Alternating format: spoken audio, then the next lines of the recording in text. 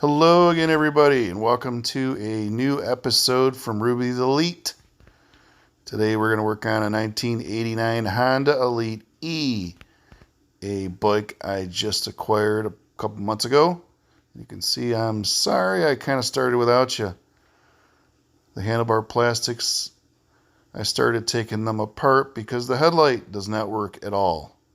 So there's a few screws here on the front that I removed, also one in the center, a couple more that hold the handlebar plastic on, and then I disconnected the headlight as well as the turn signals. So the headlight doesn't work. That's the main issue. The second issue is this handlebar plastic is just completely beat up. It's cracked on both sides. Looks like there was a repair that was attempted using some zip ties on both sides. And you can also see on the bottom that little shade of white. That's a complete crack. And there's a big gash here in the front. Obviously the scooter went down pretty hard, and that is what took that headlight out right there. A full frontal bang. So they sell these for around $50 in black still, so I went ahead and bought one. Mine should be coming soon, so no sweat. I also removed the turn signals right from that sherbet pink plastic. And I have a new lens because the other one's so scratched up. So that's going to also go into the new black plastic when it arrives. This entire piece of glass is the bulb. Kind of a shame that you can't just put a new little small bulb into this glass, but unfortunately that's not the way it was created, so I had to order another replacement. But this time around I'm going to do things a bit different. That's going to be another video coming soon. And for now we're going to put this on hold. That's just a few of the items we're going to work on, but the focus is going to be on getting this bike running. It does have compression. I can hear the starter working. It sounds like it should be able to get running if I clean everything up like I plan to. There's a bunch of little steps that we need to perform. I'm going to jump around within the video, maybe show you something in the future, show you something that I'm working on, and go back and forth. Just having a little bit of fun. This bike, it's been sitting for around 6 years or so. So it's going to take quite a bit of cleaning for it to get running as well as it needs to.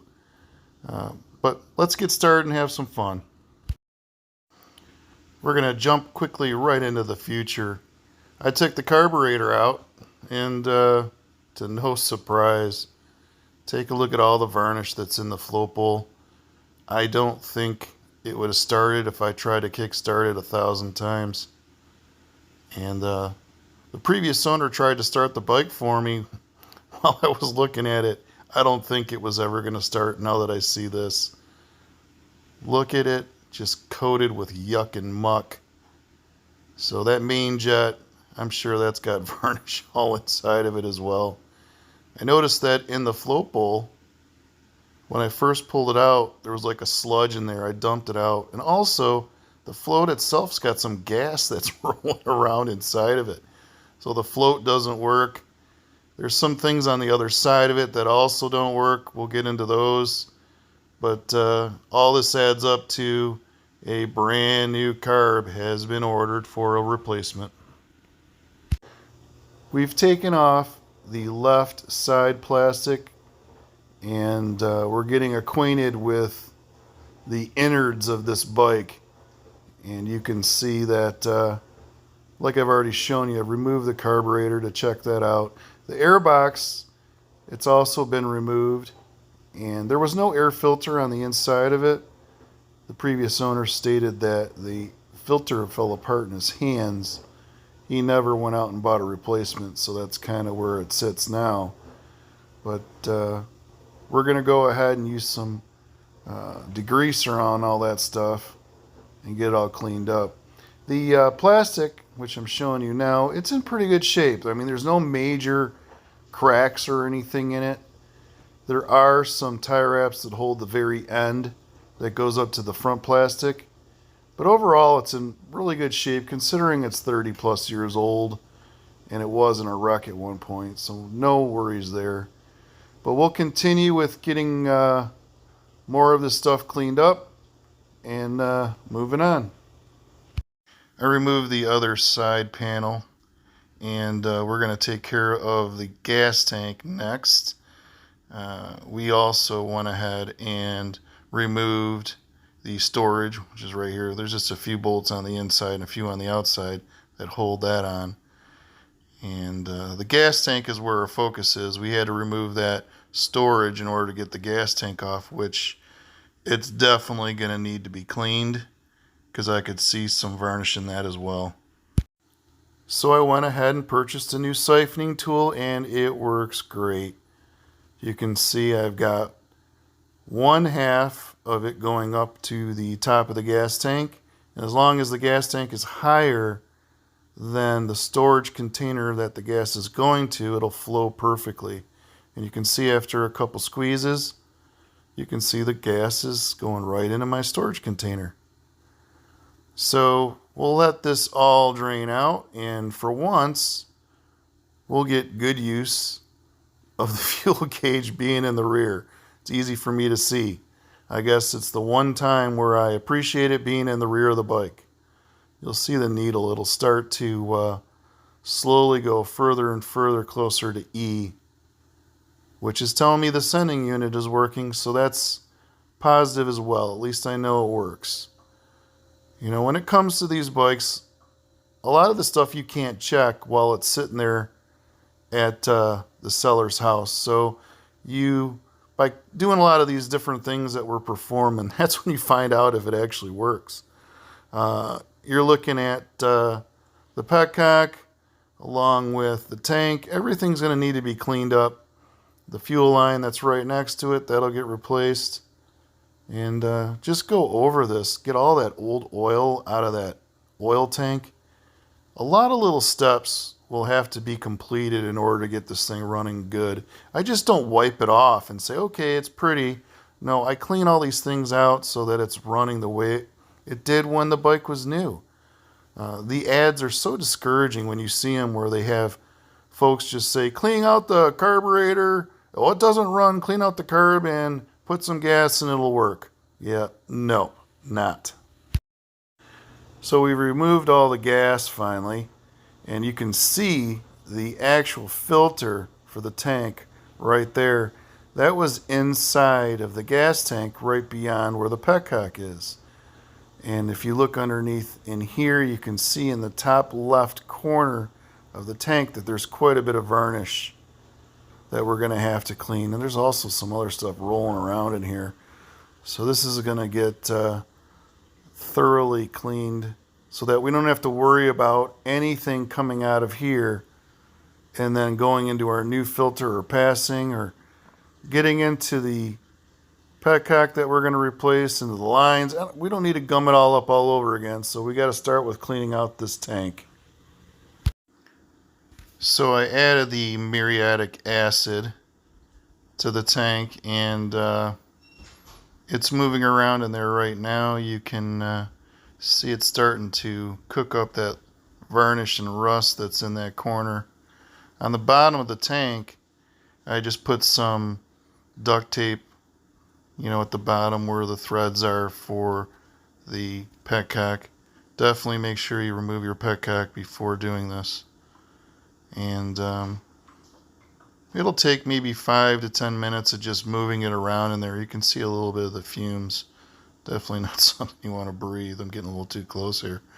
But once I get all that out, I'll go ahead and utilize some baking soda and water and give it a good cleaning just to make sure to neutralize the acid.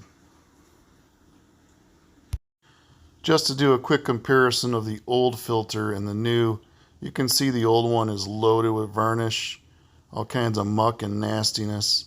This is probably what you have in your Honda scooter that you've never replaced.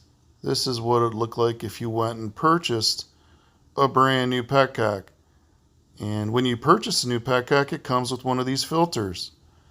I highly recommend, even if your bike is running, you may think that your gas tank is clean. Take some time to remove the tank and take a look at this filter. And if you need to, replace it. I do it on every bike, whether I think it needs it or not. And every time I've removed it, they've always looked like that nasty one I just dropped on the ground. So keep that in mind. If you have a Honda scooter, take it out and inspect it and replace it if necessary. With the petcock removed, you can see I've got the vacuum line on the bottom and the top line is for fuel. And I'm going to remove the fuel line and install a brand new one. The vacuum line, it really doesn't matter. There isn't anything going through that. So that could be reused. But I'm going to clean this all up under the tank, obviously, too, before I put it back on. Switching gears back to the carb, I cleaned it all out with some Berryman's B12. And even though I'm not going to use it, I'll be able to put it back in my parts bin for parts maybe at a later date. The one piece that I did remove from the carb is this main jet, and I cleaned it thoroughly to make sure the passage was free of any debris. It's a number 68, and it is a good idea to remove it from the old carb and install it on that new one that I purchased. That way I know that I have the correct one. It installs right in the center. But everything else, as far as this old carb, I don't really have any use for it. But like I said, I'll put it back together again. If I need a screw or something off of it in the future, I'll have it available to me. I just finished cleaning out the oil reservoir and it looks like brand new. This is definitely something that you want to clean out as well, since you don't know how old the oil was that was inside it. It may have been in there for years, who knows. And then when you disconnect that, you can also see there is an oil inline filter. And you're going to want to clean this out real good with some compressed air. Well, if you've seen my videos in the past, I can't leave anything not cleaned. This is all shined back up. So before I put it back together again, it's got to look nice. The next thing though we're going to do is replace the spark plug. The spark plug that's in there is still the original one. And this is the one that I just got from the mailbox. And it is a BPR 6HSA. This is the one recommended by Honda. We'll install it now. And ta-da! Service manual. And let's look in that service manual at what the standard plug's supposed to be. BPR 6HSA.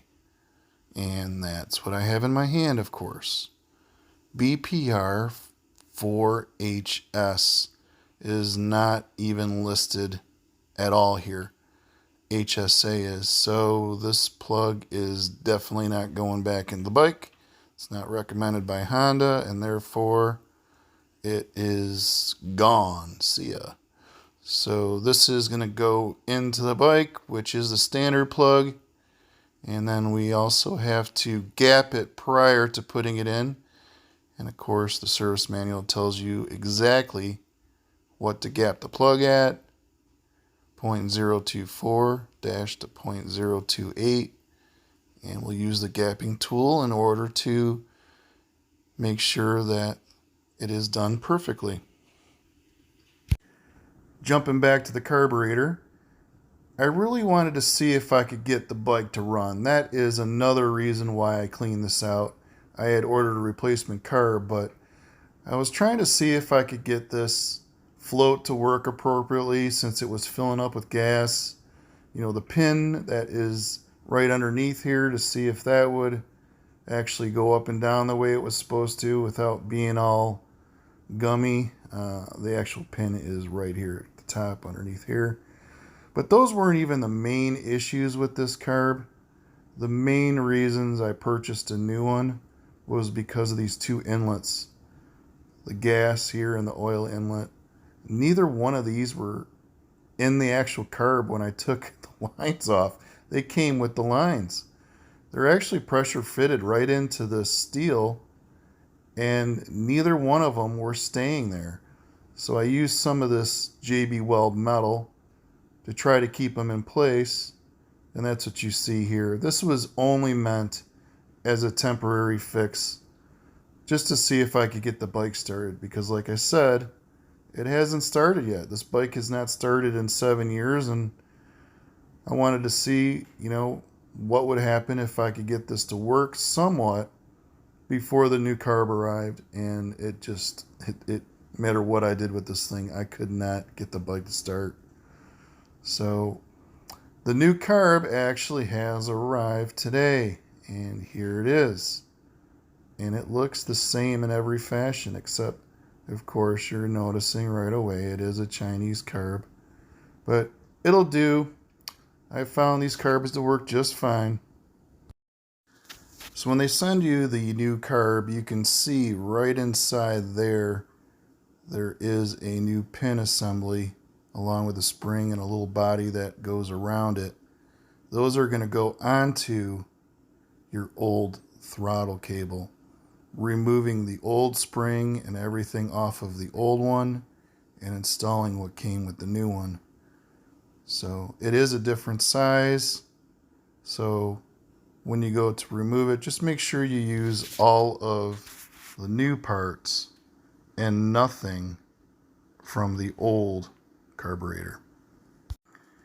I found that using a small flat blade screwdriver kind of helps going down that crevice, and it'll hold the spring in place. Just enough for you to get your thumb under it like this to make it easy to pull it straight out. Pretty simple. You're not going to reuse this spring. You're going to use the new spring that came with the new carburetor. So make sure you throw that away. And you can see here, the one in my left hand is the new one, the one in my right hand is the old. So you definitely want to make sure you use the new one. Alright, and this new pin, it's adjusted with a little C-clip to the second ring of it. Figured that's a good place to start. This is the new spring, and we'll go ahead and push it down all the way so that we can grab the throttle cable. And when you install the throttle cable, you don't go from the bottom, you go to the, like that. Nope, you go to the top. And just like that. And all you got to do is let it go. And now it's installed. And it shouldn't move around, it should be just fine. You can go ahead and get rid of your old spring. And now your throttle cable is ready to be installed into your new carb. And I wanted to show you the carbs side by side. Keep in mind this carb will actually work in a spree as well. But for our purposes, it's going into a Elite E. But you can see how it is exactly the same. The inlets are in the same place. Of course, this little tube is missing on the old one, as well as the auto buy starter is missing on the old one. But everything looks the same.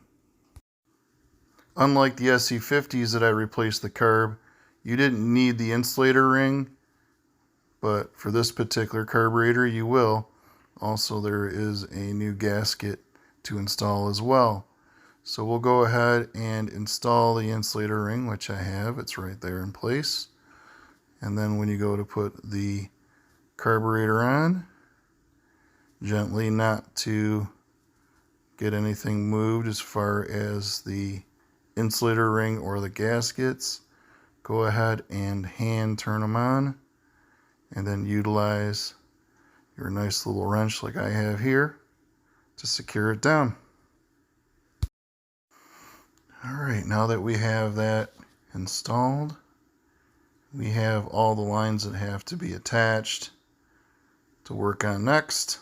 We have our auto buy starter, we have our throttle cable, and then we also have our fuel and oil lines that have to be installed. So we'll start addressing those now. So you can see the insulator here in my hand and the new fuel line that I just ran from the other side, and I just wanted to reuse this insulator that went around the old fuel line, which will help protect the fuel line. Okay, we've got the oil line and the gas line connected.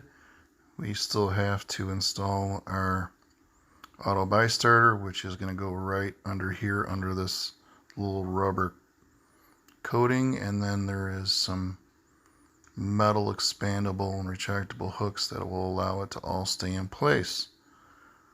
And we'll go ahead and install the throttle cable next. Okay, after degreasing that air box, getting it all nice and clean, it's been back installed. One bolt there, another bolt right there, those two hold it on. And then there's a clamp that goes right there around the carb with one screw that holds that on. And you can see I've got the brand new filter installed, and before I put that on, I actually got out a baggie and put some of this GN2 into the plastic baggie along with that filter and ran it all through there, just so I got it nice and coated with some two-stroke oil, and then just wrung it out and then installed it.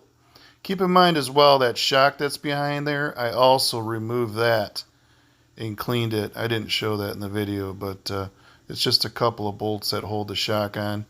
Took that out of there and cleaned it up. And this is the cover with the 5 screws. We'll go ahead and reinstall that back on the airbox. Alright, we put the 5 screws back on to the airbox cover. All set there. And we've also made sure that we put our rubber divider back in place. And we've reinstalled our throttle, our auto buy starter line, which is right there, reinstalled back here, covered it all back up again with the rubber, and we're going to adjust our air screw, which is the bottom one, to 1 3/4 turns. The top is our idling screw, and it's 1 3/4 turns for this bike, or 1 7/8 if you have an ES, but we only have an E. You won't mess with the idle screw until you need to get it put into idle. I also wanted to show you on this side how far we've came. It looks so much nicer, but not only is it look nicer, but it's going to function better. It's cleaner. You know, you can see this oil reservoir tank is all nice and clean. It's got some fresh oil in it. Our storage container is all degreased. Everything degreased. You know, this bike is still got some dirt that's got to be cleaned up. You know, we're not all the way there yet, but those are things to come. We've replaced everything that we needed to as far as the fuel system. You can see the new petcocks installed, and you know, we also got a new filter on the inside of that gas tank, a new line, and everything is just going to hopefully run better with clean gas coming out of this nice clean tank into a nice clean petcock, into a nice clean fuel line, into a brand new carb. We'll address the exhaust and a few other things on the other side, as well as the rims, in a future video. We've come a long way so far, but we've got a lot further to go. Another thing we replaced was the battery, and I also installed a quick connect cable. I don't have a battery cover for the bike. I haven't found one at a reasonable price. I'm not willing to spend $30 for a battery cover. It's really not needed, but if one comes around for $10, I'll buy it. But I installed this new battery, and it's a nice one. It's one where you actually install the acid yourself, and then you just put this cover back over the top. Highly recommend buying one like that rather than one that's been on a shelf for a few years. Other things about this side of the bike, you know, the transmission, we're going to go through that in the next video, get that all squared away, the belt, and the final reduction, we'll also look at that, change the oil, and get that looking clean inside. But for this particular video, I just want to get the bike started, and we'll address those things amongst more in episode number 2. Keeping track of the outgoing cash for this project, the battery was $41.29, the carburetor was $33.07, the spark plug was $5.39, the air filter was $13.02, the petcock was $9.73, the fuel line was $6, battery quick connect was $8, oil $8, muriatic acid $10, the service manual was a $12.50 well worth investment, as well as that engine degreaser of $12. This gave us a grand total so far investment into this scooter of $159. So let's move on and let's see if we can't get this bike started. Alright, we turned the bike on. Of course it says low oil. I haven't filled it all the way up yet. So that's a good sign that it's measuring that there isn't much oil in it. So I'm glad to see that light come on. So we already have this turned. All right, let's see if we can hear any life. Oh my goodness. There we go. After 7 years. It's actually idling pretty good too. That I haven't even touched this screw. And seems to be... Of course, it's going to need a little bit of adjusting, but it's got some life. Before I get smoked out, turn that off. So, you can see the smoke coming out of it. So I got some adjusting to do, I understand that, but wanted to at least see if I had some life back in this engine. Well, the end result is exactly what we were looking for, and I hope that me being as meticulous as I am, cleaning everything, renewing parts, you know, degreasing things, getting the fuel system all back so that we know that the engine is only going to get gasoline and nothing else. All the little steps that I take when I show you these videos. I do this on all of my old bikes. Every time I get a new one, I feel that I'd be doing it an injustice if I didn't. You know, I don't do anything that's rocket science. I don't cut corners. At least I don't think I do. And I really try to show you the proper way to get these bikes to run the way they did 30 years ago. You know, there's other videos on YouTube where they'll just clean the carb and show you that they started it. There you go.